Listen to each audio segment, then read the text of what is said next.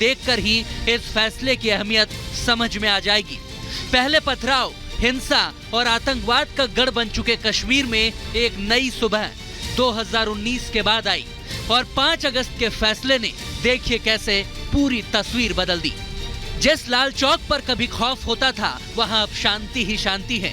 कुछ आंकड़ों के मुताबिक 4.5 सालों में जम्मू कश्मीर में विकास में और भी तेजी आई है।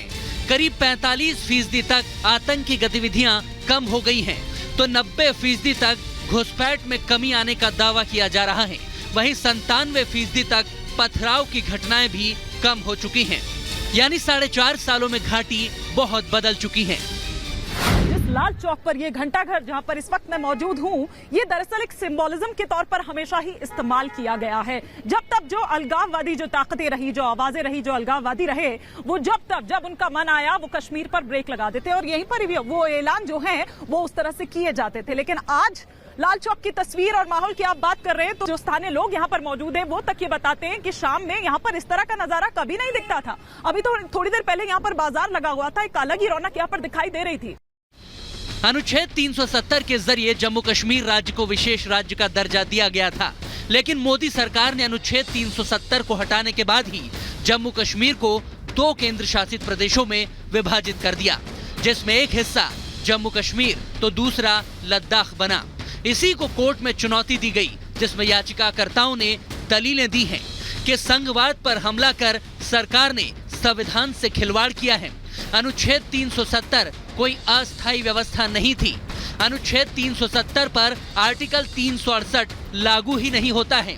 जम्मू कश्मीर के लोगों से भी बिना राय लिए ये फैसला लिया गया। तो वही आरोप यह भी है कि सरकार को विशेष राज्य का दर्जा हटाने का कोई हक नहीं है। सरकार ने अपने बहुमत का अनुचित फायदा उठाया है। ये वो तमाम आरोप हैं जो याचिकाकर्ताओं ने सरकार पर लगाए हैं और कुछ इसी तरह के आरोप वहां के नेता भी लगाते रहे। सुप्रीम कोर्ट ने फैसला सुनाना है, सुनाए। अगर हमने हालात बिगाड़ने होते हम 19 के बाद बिगाड़ते, लेकिन हमने उस वक्त भी कहा, आज भी हम कहते हैं हमारी ये लड़ाई जो है, ये जितनी भी दिन चले,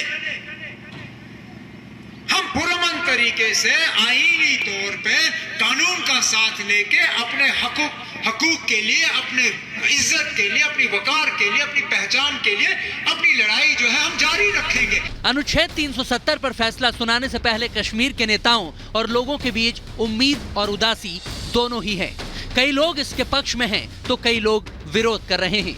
हालांकि अब फैसला कोर्ट को करना है, मगर 370 हटाने के पहले और बाद के कश्मीर को आप बखूबी जानते हैं। लेकिन आपको एक बार फिर याद दिला दें कि साल 2014 में जम्मू कश्मीर में आखिरी बार विधानसभा के चुनाव हुए थे। इस दौरान बीजेपी और पीडीपी ने मिलकर गठबंधन की राज्य में सरकार बनाई थी।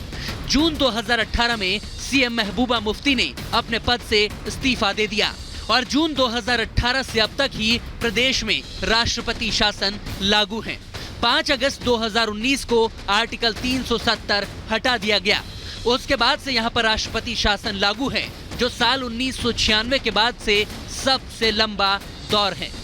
मौजूदा वक्त में मनोज सिन्हा यहाँ के उपराज्यपाल हैं, जो यहाँ का प्रशासन संभालते हैं।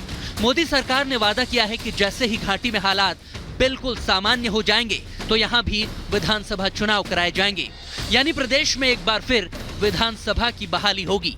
संसद में आरक्षण बिल पेश कर सीटें रिजर्व करने के बाद से ही तो इसकी उम्मीदें और भी तेजी से बढ़ी हैं। हालांकि इस पर फाइनल फैसला सुप्रीम कोर्ट की मुहर के बाद ही लिया जाएगा। Bureau report, Republic Bharat.